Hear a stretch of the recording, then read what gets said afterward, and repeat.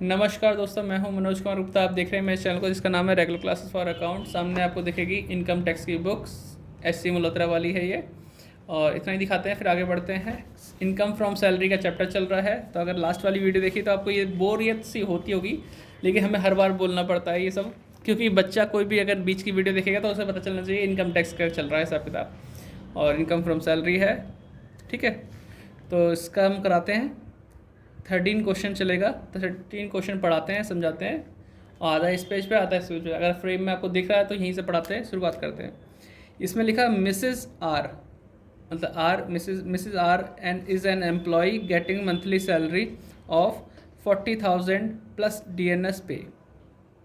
40,000 उनकी सैलरी है, प्लस उन्हें क्या मिलता है, 4,000 DNS पे भी मिलता है, ठीक है। She contribute 15% of her salary and DNS pay to provident fund to which her employer contribute an equal amount, ठीक है। तो प्रोविडेंट फंड में वो कितना कंट्रीब्यूट करती है, 15%। आपको पता है कि यहाँ अगर रिकॉग्नाइज प्रोविडेंट फंड है तो वहाँ पे आप 12% से ज़्यादा कंट्रीब्यूशन करते हो तो टैक्सेबल सैलरी में दिखाना पड़ता है। तो कंट्रीब्यूशन के लिए लिमिट क्या है, 12% से कम है तो माफ़, और उससे ज़्यादा है तो टैक्सेबल।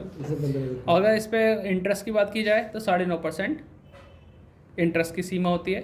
इंटरेस्ट अगर 9.5% से ज़्यादा मिलता है तो टैक्सेबल है, उससे कम मिलता है तो माफ़ है, ठीक है। याद रखना हमेशा के लिए, अगर कंट्रीब्यूशन की बात है तो 12% और इंटरेस्ट की बात है तो 9.5%, ठीक है। तो इसमें क्लियर हो गया ये चीज़। ये 15% कंट्रीब्यूशन कर रही है तो मतलब इनका एम्प्लॉयर भी 15% कर रहा होगा, साफ साफ लिखा है एम्प्लॉयर भी इतना करता है। तो एम्प्लॉयर अगर करता है कंट्रीब्यूशन 12% से ज़्यादा है तो टैक्सेबल सैलरी में जोड़ के दिखाना पड़ेगा। आप कर रहे हो तो ठीक है, लेकिन आपका एम्प्लॉयर भी उतना ही कर रहा है, तो अगर 12% से ज़्यादा करेगा तो टैक्सेबल सैलरी में जोड़ के दिखाना पड़ेगा। तो 3% इसका दिखा देंगे। फिर आगे लाइन पढ़ते हैं। Interest on provident fund is determined at the rate of 12% per annum which is amounted 72,000। यानी कि अगर हम इंटरेस्ट की बात करें, प्रोविडेंट फंड के बैलेंस पे इंटरेस्ट निकालते हैं 12% से, तो वो कितना बैठता है, 72,000। तो जबकि इसके लिए लिमिट थी 9.5% के हिसाब से था, लेकिन ये 12% कर रहा है तो 2.5% एक्स्ट्रा यहाँ भी हो गया।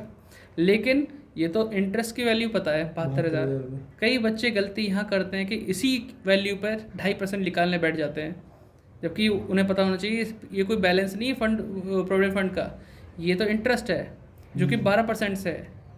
तो हमें वो बैलेंस पता करना होगा कि प्रोविडेंट फंड में पड़ा कितना पैसा है, तब जाके उस पर 2.5% निकालेंगे। अगर इस पर 2.5% निकालोगे तो कभी भी आंसर नहीं आ पाएगा। तो ये चीज़ क्लियर हो गई। सी पेड प्रोफेशनल टैक्स, क्या पे करती है, प्रोफेशनल टैक्स देती है 2,000 रुपये, जो कि मुझे अगले पेज पे दिखाई देगा, तो मैं इसको यहीं से दिखाता हूँ। हाँ, 2,000 रुपये पे करती है। तो प्रोफेशनल टैक्स हो, इनकम एम्प्लॉयमेंट टैक्स हो, इनकी होती है डिडक्शन, ठीक है। इनकी डिडक्शन मिलती है, तो डिडक्शन मिल जाएगी इस चीज़ की, ठीक है। अगर यही टैक्स एम्प्लॉयर ने दिया होता तो ये ऊपर प्लस होता है नॉर्मल तरीके से सैलरी की उसमें चार्ट में, और फिर नीचे माइनस होता। अभी तो ये खुद दे रही हैं तो ये सिर्फ माइनस होगा, प्लस वाला सीन नहीं है।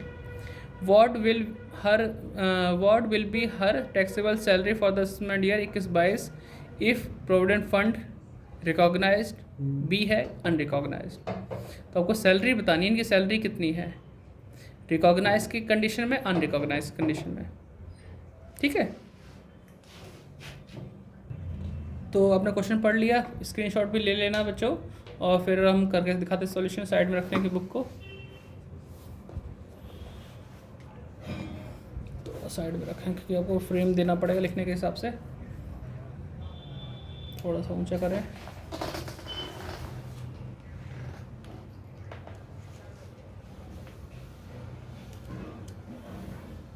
ठीक है। तो क्वेश्चन नंबर 13 चलेगा, ठीक। ये चलाते हैं हम रिकॉग्नाइज प्रोविडेंट फंड पे, RPF, ठीक है। रिकॉग्नाइज प्रोविडेंट फंड के ऊपर क्वेश्चन चला रहे हैं इसको, और दूसरा अनरिकॉग्नाइज प्रोविडेंट फंड पे करेंगे, ठीक है। तो हमारे पास यहाँ लिखेंगे कंप्यूटेशन, ठीक है, computation of taxable income, taxable income from salary, for the assessment year 2021 और 22। ठीक है, 21-22 के लिए कर रहे हैं। पहली चीज़ होती है सैलरी लिखना, तो हम सैलरी लिखते हैं। सैलरी यहाँ पे देखिए 40,000 और प्लस DNS भी बोला कितना, 4,000 पर मंथ है ना। तो 40,000 तो ये लिख दो इंटू 12, तो 12 चौक 48 होता है, 4 लाख से सैलरी होगी। दूसरी बोली इसने DNS पे, शॉर्ट फॉर्म लिखता हूँ DP, वरना आप फुल फॉर्म लिख सकते हैं DNS पे। कितना होता है 4,000 इंटू 12 कर दो।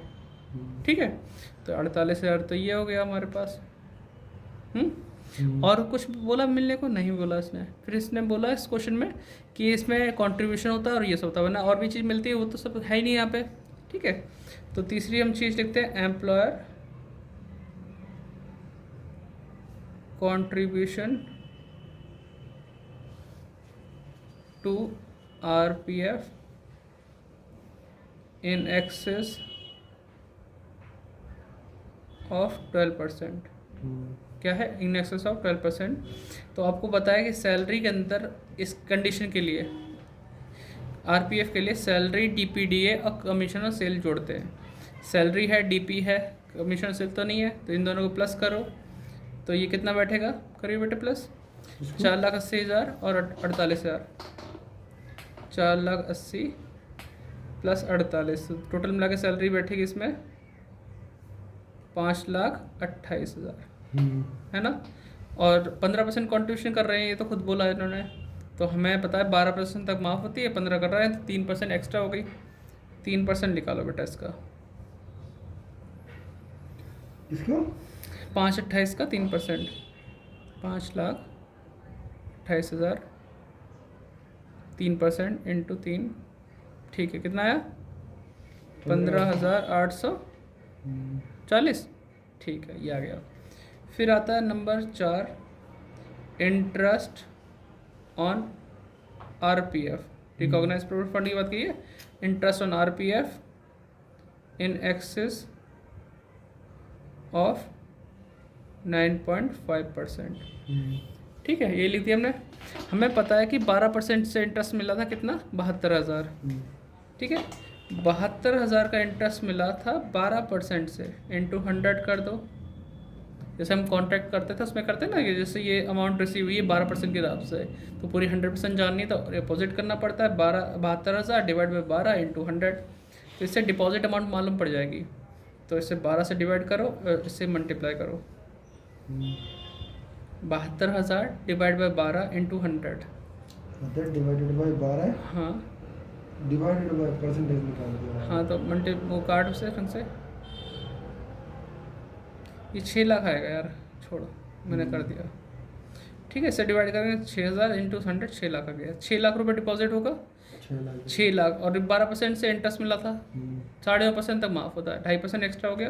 तो 2.5% हम निकालेंगे, वो डिपॉजिट अमाउंट पे निकालेंगे। बच्चे हमेशा 72,000 निकालते हैं और क्वेश्चन गलत कर लेते हैं। तो अगर हमें बोला हो कभी भी इंटरेस्ट मिला 12% से और इंटरेस्ट की अमाउंट दे रखी है, डिपॉजिट अमाउंट की नहीं दे रखी, तो पहले निकालो डिपॉजिट अमाउंट है कितनी, जो प्रोविडेंट फंड में जमा है इस समय 6 लाख आ गया। इसका 2.5% कितना बैठता है, 2.5%, 6 लाख का 6 दूनी 12, 12 और 3 15, 15,000 के आसपास आना चाहिए। देखिए हाँ, तो 15,000 हमने ये लिख दिया। दोनों चीज़ हो गई हमारी, और तो कुछ है नहीं इसमें। एक है हमारा एम्प्लॉयमेंट टैक्स का दे रखा है ना, प्रोफेशनल टैक्स है, एम्प्लॉयमेंट टैक्स से क्या लिखा है, प्रोफेशनल टैक्स। ठीक है, वही दे रखा है हमारे पास। तो फिलहाल तो अभी इसे प्लस करेंगे, और तो कुछ आइटम है नहीं हमारे पास। तो क्या आएगा, ग्रॉस सैलरी। ठीक है, फिर इसमें से लेस करेंगे, किस नाम से, एक तो होता है स्टैंडर्ड डिडक्शन, एक होता है स्टैंडर्ड डिडक्शन जो कि 50,000 माइनस होता है। एक है इसमें प्रोफेशनल टैक्स, कितना था 2,000, तो टोटल कितना हुआ 52, माइनस करेंगे हमारा टैक्सेबल सैलरी आ जाएगा। क्या आ जाएगा, टैक्सेबल सैलरी। ठीक है, पहले से जोड़िए बेटा, 15, 30, 80, 82,840, 82,840 नहीं यार 480 ये है, 48 ये है, ये भी जोड़ना। हाँ सब कुछ। अच्छा, बोले पहले देखो 480 480 प्लस 48 प्लस 48 प्लस 15,840 प्लस 15,840 अब प्लस 15,000 प्लस 15,000 प्लस बस हो गया। कितना आया? 558,840 है ना? 558,840 इसमें से 52,000 माइनस करो।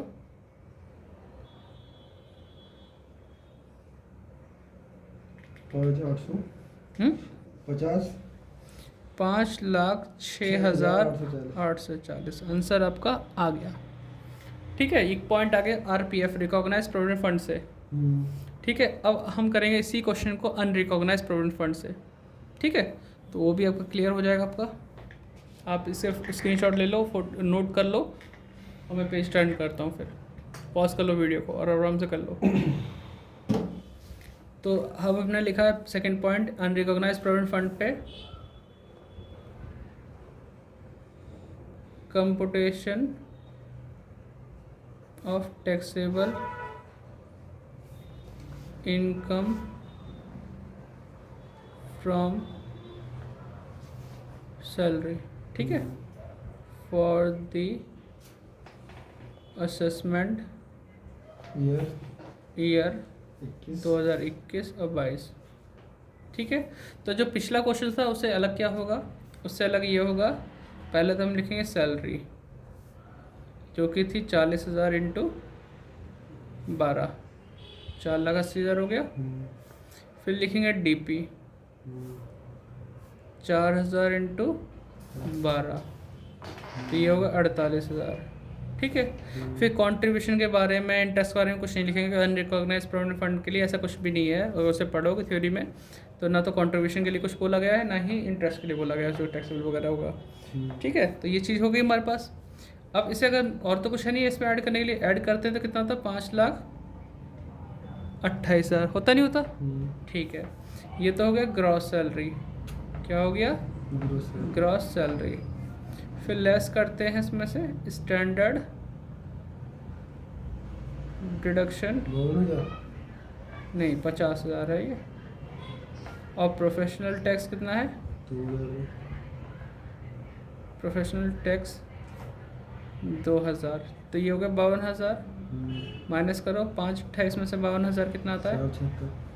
476। तो ये 476 ही हमारा आंसर है, जो कि क्या कहलाएगा? Taxable salary. तो मैंने पीछे लिखा था, नहीं लिखा था? टैक्सेबल सैलरी लिखा था। तो नोट डाउन कर लो इसे भी, तो क्वेश्चन होगा कंप्लीट। इस तरह का था, तो आप ऐसे धीरे धीरे करते करते हर चीज़ सीख जाओगे। बस बड़े क्वेश्चन अब आने ही वाले हैं। क्वेश्चन 15 से ही सारे बड़े बड़े क्वेश्चन हैं, 15 नंबर वाले। तो एक ही क्वेश्चन और बचा इसके बीच में, वो भी कराएंगे। ठीक है, नोट कर चुके हो तो धन्यवाद आपका। फिर मिलते हैं नेक्स्ट वीडियो में। ऐसी सपोर्ट बनाए रखो। 11,000 हो गए आपकी बदौलत सब्सक्राइबर। अब 25,000 का टारगेट है, जल्दी से उसे करते हैं, क्योंकि मैं ये फ्री वाली जो मुहिम है हर बच्चे तक पहुंचाना चाहता हूं। लेकिन मोस्टली बच्चों को क्वेश्चन आ रहा है कि मैं अगला जो चैप्टर है, जैसे कि आपका PGBP और क्या नाम है इसका, अदर सोर्सेज, वो कब करा पाऊँगा? तो टाइम की तो इस बार कमी लग रही है मुझे, लेकिन मैं जैसे भी मुझे टाइम मिलता है मैं कराता रहूँगा। लेकिन भले ही इस बार पेपर आपके इसके बिना हुए इस वीडियो में, लेकिन आने वाले आगे वाले बच्चों के लिए वो चीज़ उन्हें अवेलेबल रहेगी। कोशिश तो यही है, जितना लेट हो जाए डेट शीट के लिए, और मैं उसमें काम ये कराता रहूँ आपको। ठीक है, बाय बाय, टाटा।